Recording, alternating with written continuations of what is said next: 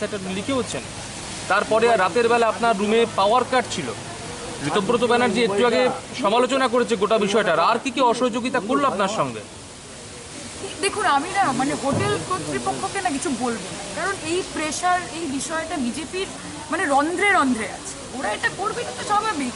এখানে business hamper করে দিচ্ছে, হসপিটালিটি হ্যাম্পার করে দিচ্ছে, ট্রাভেল এজেন্সি হ্যাম্পার করে দিচ্ছে, কাজ করতে দিচ্ছে না মানুষ, ঠিক আছে, সেটা একরকম বিষয়। আমাদেরকে যেটা খুবই অদ্ভুত একটা জিনিস, মানে ঋতুদা কালকে হয়তো শুনেছে, যেটা সব থেকে অদ্ভুত জিনিস, যেটা সারা জীবনে এত ট্রাভেল করার পর, এত হোটেলে থাকার পর প্রথম শুনেছি। কালকে 4-5 জন মিলে বসে এখানে রেস্টুরেন্টে, যেখানে 3 জন অলরেডি এখানে থাকছে, আরও 3 জন আমাদের সঙ্গে ছিলেন, তাদের সাথে বসে আমরা একটু চা কফি খাবো এরকম একটা, এবং আলোচনা করবো, কথা চলছিল। হঠাৎ করে আমাদেরকে এসে বলা হয়, ম্যাডাম অর্ডার করুন, যাই করুন না কেন, রাজনৈতিক আলোচনা করবেন। এই যে একটা রেস্টুরেন্টে বসে রাজনৈতিক আলোচনা করা যাবে না, এই কথাটা বলে, এটা তো গণতন্ত্রের গণহত্যা।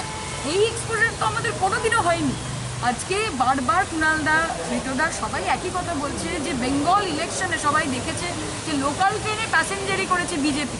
বড় বড় তাবড় তাবড় হোটেল, হাইওয়ের ওপর ধাবা নিয়ে দিনের পর দিন মৎসব করা হয়েছে। কেউ তাদেরকে একদিনও বলেনি যে আপনারা এখানে থাকতে পারবেন না, মিটিং করতে পারবেন না, লাইট কেটে দেবো। রাত্রেবেলা 1:30-1টার সময় লাইট কেটে দিচ্ছে, এবং প্রত্যেক কথা যখন অথরিটিকে জিজ্ঞেস করা হচ্ছে, তারা একটাই কথা বলছে, ম্যাডাম বুঝতেই তো পারছেন।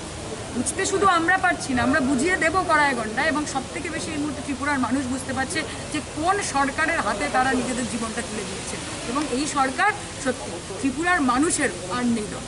গতকাল বিজেপি যুব মোর্চার যিনি ত্রিপুরা রাজ্যের সভাপতি রয়েছেন নবাদল বণিক, তিনি বলছেন যে আপনার কথা বলে যে তৃণমূল যুব কংগ্রেসের যে নেত্রী এসছেন, তিনি যেটা বলছেন যে বিজেপি মেল করেছে হোটেলে এই পাওয়ার কাটের জন্য। মেলটা তিনি দেখান, তিনি কেন পশ্চিমবঙ্গ ছেড়ে আসছেন এই ত্রিপুরাতে।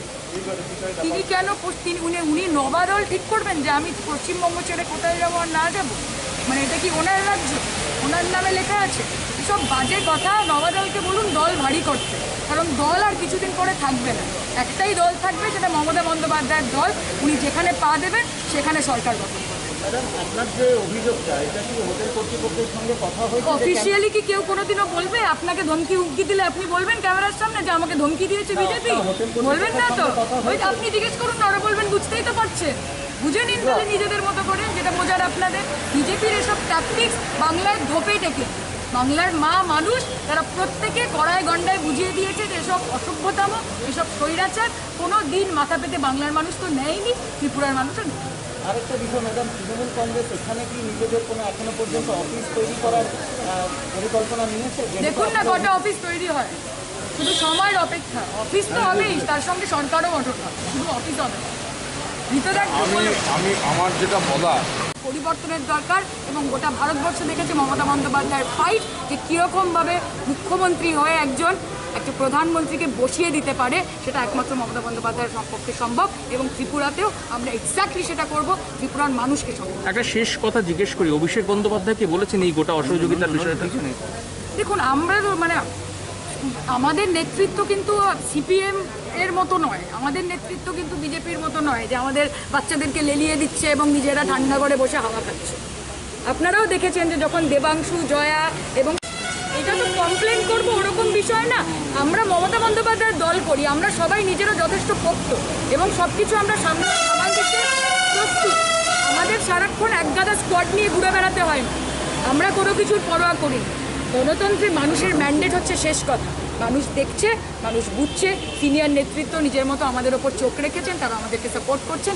আজকে ঋতুদা পাশে এসে দাঁড়িয়েছেন, সারাক্ষণ সাংসদরা যোগাযোগ রাখছেন। কাজে বিজেপি যদি ভেবে থাকে যে আমরা এদেরকে একা পাচ্ছি, আমরা যাচ্ছে তাই এর একটা সরকার করবো, আমরা একটা স্বৈরাচার করবো, অ্যাটাক করবো, মারবো, ধরবো, ওরা খুব ভুল ভাবছে। বিজেপির যা এখানে সংগঠন রয়েছে তার থেকে বেশি স্টাফ নবান্নতে রয়েছে। Thank you. বারবার বলেছে যে দিদি 1 ইঞ্চি জমি ছাড়বেন না। ত্রিপুরার সাধারণ মানুষ, ত্রিপুরার জনজাতি, ত্রিপুরার প্রত্যেকটি ছেলে মেয়ে, তারা প্রত্যেকে আপনাদের সঙ্গে আছে। আমরা